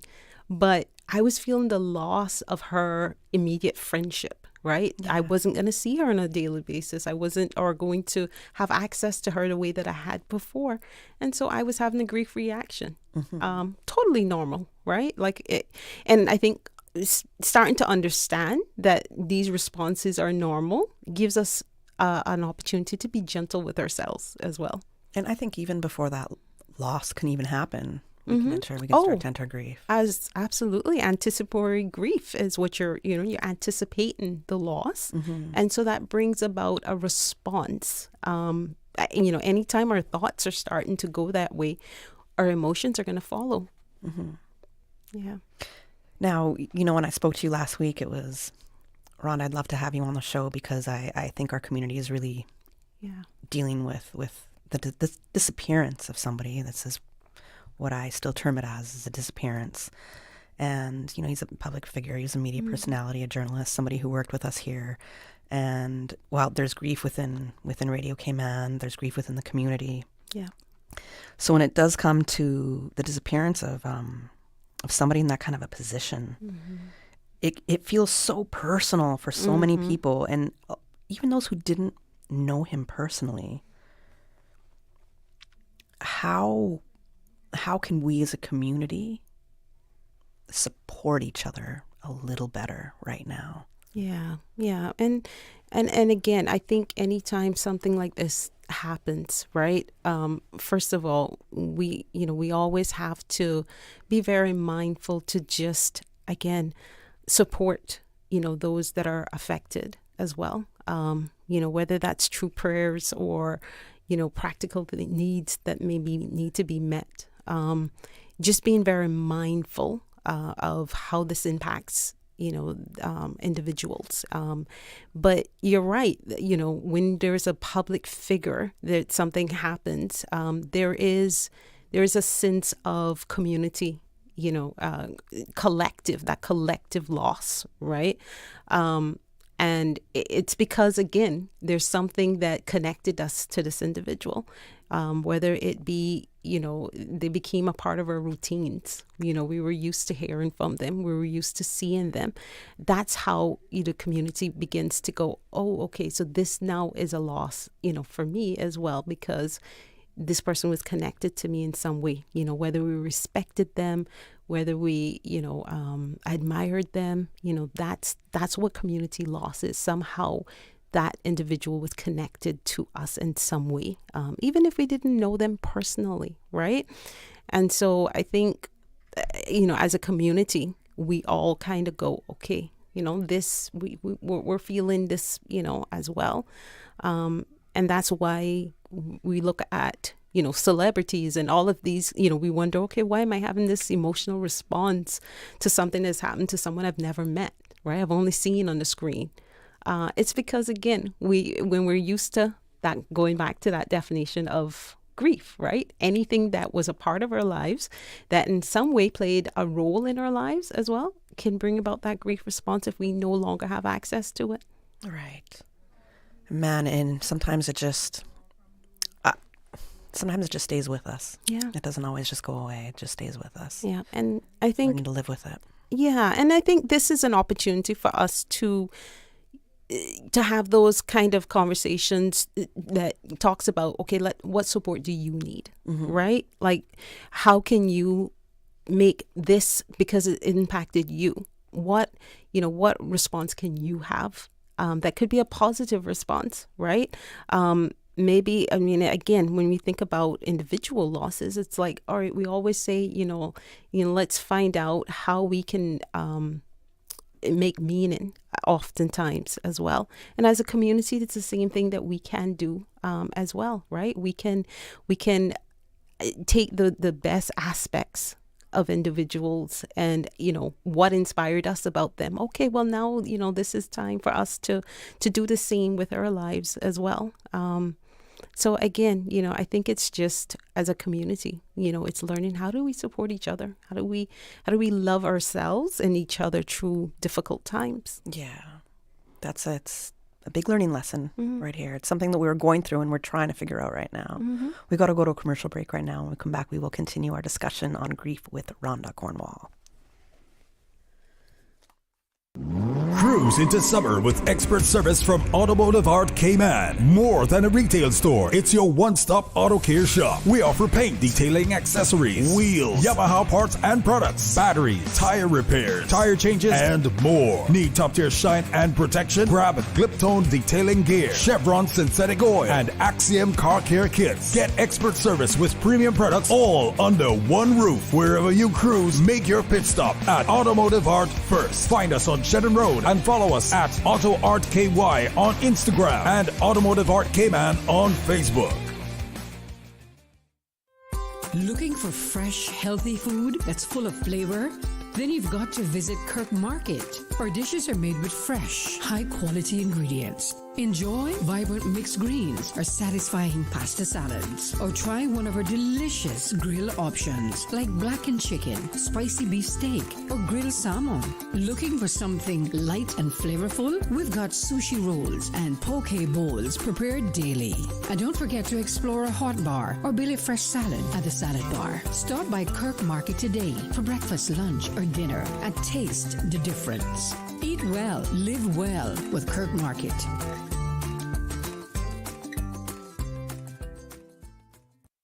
Tune in every Monday through Friday at 12 p.m. for Radio Cayman's Midday Newscast. Radio Cayman, the People's Station, your trusted official source for the latest news. The 12 p.m. news is proudly brought to you by Health City Cayman Islands. World-class healthcare within your reach.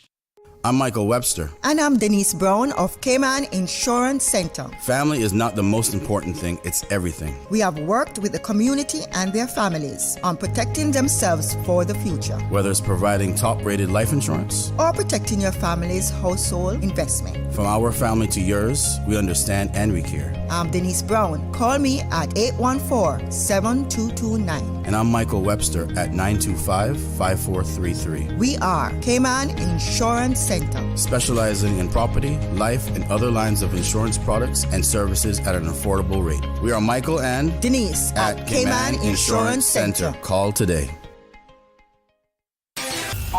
Social media, X, formerly Twitter, Facebook, Instagram. Interact with our talk shows on YouTube. Download our official Radio Cayman app, or you can log on to our website, www.radiocayman.gov.ky. You can also add us to WhatsApp on 925-3261. All the latest information, breaking news, community events, and more. Radio Cayman. The Buzz with your host, Kathy Miller.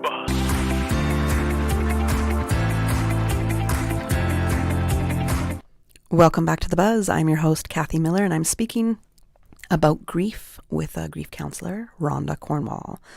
Now, Rhonda, there's different stages of grief. So if you can give us a bit of a brief overview on what those stages are to help us understand how it can show up in our lives and how we can bounce back from one stage to another. Yeah, absolutely.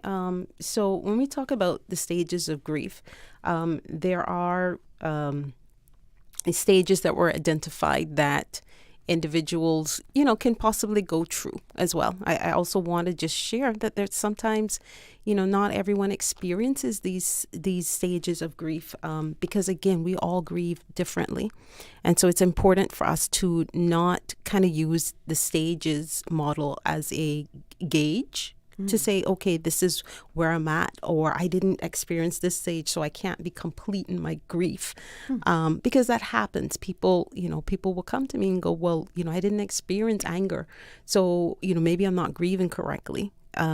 So again, we keep that in mind. But by identifying the stages, I think it helps us to sometimes go, oh, okay, maybe it can help to validate what we're experiencing as well. But again, I just want to emphasize the fact that it's not necessarily meant to be a gauge for you to say this is exactly what you should be experiencing, because we all experience grief differently. Right. There are so many factors that impact our grief. For instance, how close were we to the individual or to the thing that we've lost, right? Because we also talked about grief being a result of intangible things as well. So we have to remember that as well. So again, what did that loss mean for us, right? If you think about it in terms of a person who's grieving loss of a job, well, what does that loss represent for that person? There may be various experiences and responses to that. So I just always want to just caution us when we talk about that, because it's so important, because it can complicate our grief and our way of processing our grief if we're stuck on it has to be this way. Right. And I think one thing that you said that really struck me is when somebody had said to you, am I not grieving properly or correctly? I don't even know what it means to grieve correctly. Well, is there such a thing, right? Yeah. So yeah. And again, it's going back to, okay, this is what the expectation is, right? Okay, so I heard about these 5 stages of grief, and I know that I'm supposed to be, this angry person, or I'm supposed to have that stage. I never felt that way, and so what's wrong with me? Mm-hmm. Again, let's remember that we're individually responding to a loss, and so our response can be different, and that's okay. Okay. But again, just identifying those 5 stages. We always talk about it starts with this denial, or numbness, right? Where it's just like, is this really happening? That's usually the question that we're going through, right? Is this really happening? That's the sort of first. And then once we start to understand that, okay, yes, this is that the reality sort of sets in, then there can be an anger response, whether it's anger at yourself, at the person, at God, at what, there can be a sense of anger. I can't believe this has happened. So it shifts. And then there's the bargaining, right? And I also want to let our audience know too, right? When these stages were developed, it was developed based off of palliative or people who were in hospice care. And so it was stages of, as they're facing death, what were they experiencing? And that's how this theory came to be. And so that bargaining, you can imagine people that are facing that are bargaining with God, like, or whoever, if you save me, if you heal me, I'll do this, this, and this. If you bring so-and-so back. Yeah. Yeah. And so again, this is the bargaining stage. Mm-hmm. And then of course, when there's there's depression, where again, the weight of the emotional response and so forth. And then there's the last stage is acceptance. This has happened. And now, I'm accepting that this has happened.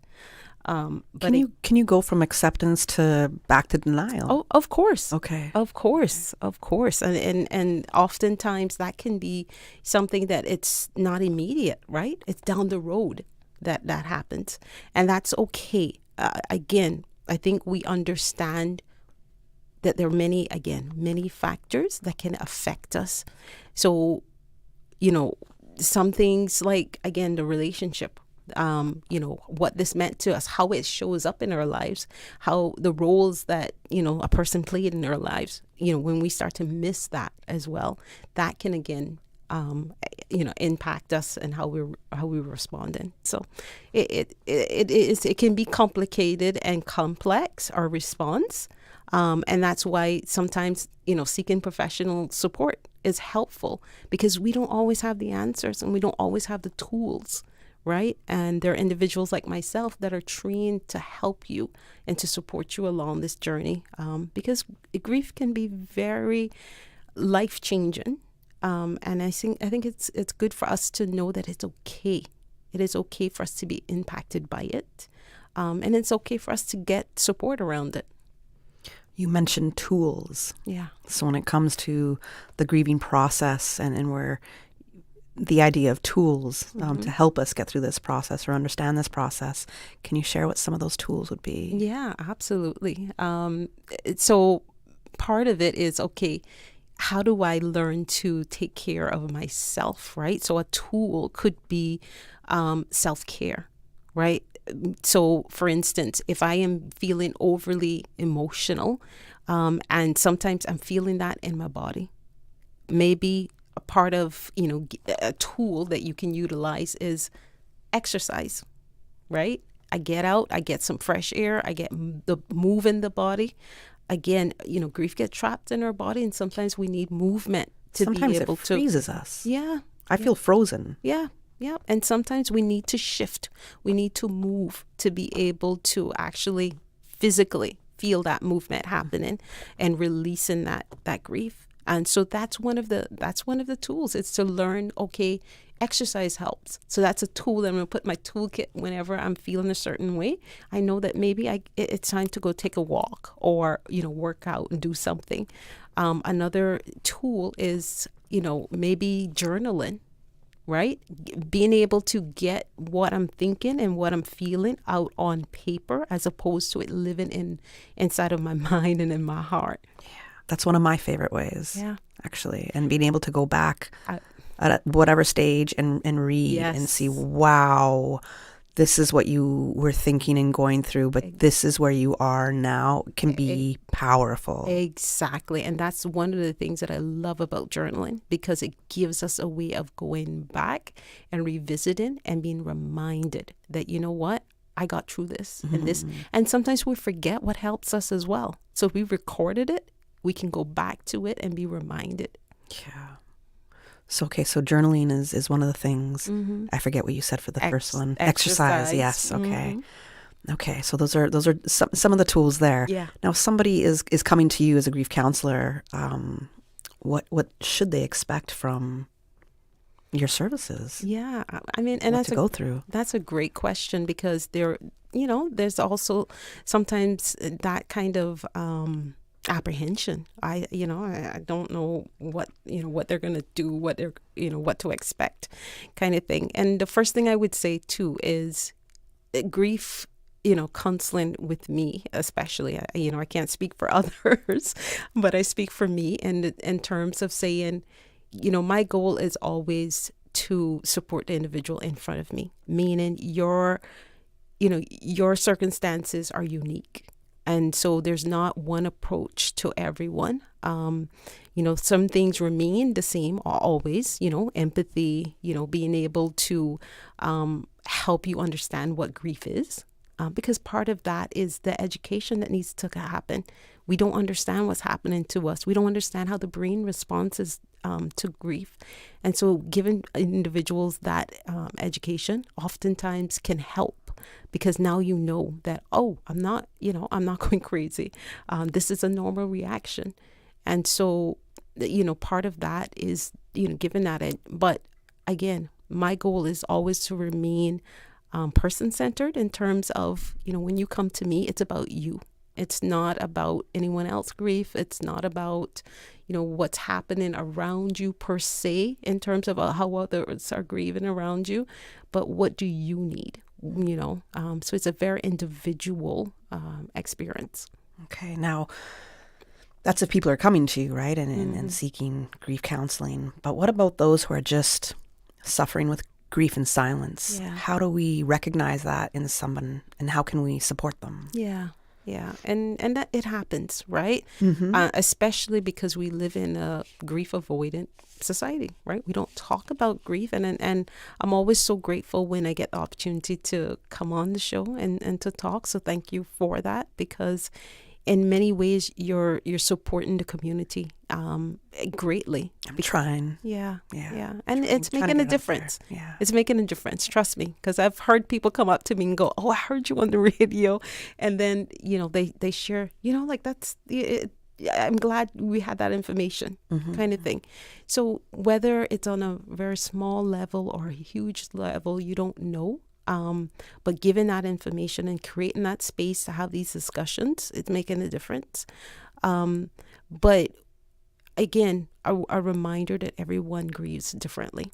And so sometimes we assume that someone isn't grieving or that they're silently grieving because they're not grieving the way that we would. And so I think we need to think about who that individual is, what is their normal, or what is their response to difficult situations. Do they isolate? Do they withdraw? Do they, become more social because they need more social interaction at that point? So again, know the individual, use that information to kind of begin to assess, are they responding as they normally do, or have they withdrawn more? Isolation is a big sort of, I think, sign. And so if you see someone isolating more, they're not interacting with people they normally, interact with, then maybe it is, time to say, okay, let me check in on this person more. Let them know that I'm here, that I, and then also I'll advise them of what resources are available, right? So that they don't have to go through it alone, because sometimes people feel like they have to. Right.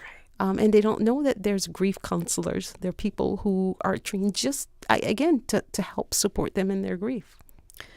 Now, when it comes to the children, the younger people in our community, how do we talk to them about grief, especially in the situation of, we have lost someone in our community that was a very, media personality out there that a lot of people know. And these younger people might have seen tributes online or published in the papers, listening on the radio, and might have some questions about it, or confused. How do we talk to them about grief in this kind of a situation? Yeah, and I think we first begin to recognize that our young people, our children do grieve. Oh, yeah. Right? I mean, but sometimes we as adults, we overlook that very simple fact. Right? Because we think, okay, they're too young to understand what's happening, or we don't want to burden them. But the truth is, if they're having thoughts and they're seeing, others around them grieving, then it's impacting them. And so we need to make space for them to be able to share whatever's on their heart, however they want to share it as well. Because again, everyone grieves differently. And so our children, are not different. They will grieve, and however, maybe you'll see come out in their behavior. We have to recognize that and give them the opportunity to share. Sometimes, allowing them to also recognize that we grieve is a way of giving them permission for them to express their grief as well. But just being open to having those conversations with them, right? Not just trying to sort of protect them from things, but in an age-appropriate way, having those conversations. And I think this is where professional help can also be beneficial as well. Like if you're struggling with, okay, I don't know how to talk to them, I don't know what to say, or I'm caught up in my own grief, and I don't know how to support, my grieving family. This is where I think professional support can be helpful to help you start to have those conversations and create that safe space where everyone can be, heard. It's interesting, and I'm glad that you said all of that, because when I know we have to end the show very, very soon. I'm a little over the time, but I'm going to bring up something about not shutting the children out. Yeah. And it's because I don't think I was grieving, but I was in 6th grade, I think it was 5th or 6th grade, and we had a school project to do. We had to do like some sort of a booklet to go into the school fair. And so I always wrote poetry from when I was really, really young. So I did a poetry book on death. The theme was death. Okay, to be in 6th grade and to have your theme, okay, I'm going to talk about death. And it was a laminated booklet, and it was a tombstone with a cross on top. That was what it looked like. And there was a lot of themes going on in the news. Well, there was the Iraq War, there was the Civil War, and where my family's from. So there was just a lot of kind of death themes, I guess, surrounding me, but I didn't feel... It just was me expressing, okay, this is what I'm seeing out there in the media and hearing on the news and hearing my parents talk about. And they had to take my booklet away, like off the shelves from the school fair. It wasn't allowed to be shown because apparently it rattled a lot of people. And I felt like, how come nobody, how is that rattling you? This is coming from like a 10-year-old kid, And I think it goes back to that, again, grief avoidance society, right? Where we're not comfortable with it. We're not, that it's a topic that we shy away from, because again, it can bring up some, feelings within ourselves that we don't want to face and we don't want to talk about. And so we tend to shut it down, instead of letting it be an expression of something that we all have to go through. And if we were to be more open with it, then we would also be able to support each other a little bit more, because there would be that, okay, this isn't something taboo that we're talking about. This is something that happens in life. And, there are countries in the world that do that, talking about death, is not sort of uncommon. There are community rituals that happen that help people sort of go through that. So I think, again, it's about what's the approach? How comfortable are those around us with that topic? Because, they'll shut it down if it is something that feels uncomfortable for them. It's interesting. Yeah. Great points. But again, right? And of course, we're running out of time, so we don't have time to unpack that. Yeah. But my question is, how did that, at your age, what message was that delivering to you, and your response to, loss and grief on a whole? So it's very fascinating. That's why I say again, our grief response is often determined by so many factors. Yeah. I was okay. They sent a therapist to me. They thought something was wrong with me. It's like, no, I think, you're not addressing this, is, like trying to minimize my voice. I thought was more of a problem more than anything. So, because we are running out of time, I got to wrap the show. So if somebody listening today is personally struggling with loss and hopelessness or anticipating grief, what would you want them to know if they are to reach out to you, if they're looking to come to a grief therapist? What would you want them to know? Yeah, I think an important message there is that, no one should or have to go through grief alone, or difficult life, circumstances. If you're feeling the pain loss, if you are dealing with difficult things that have stretched your ability to cope, then know that there is support out there. Individuals like myself are here to support you. That's why we're trained. That's why we do the work that we do, so that you don't have to go through life circumstances alone and suffer.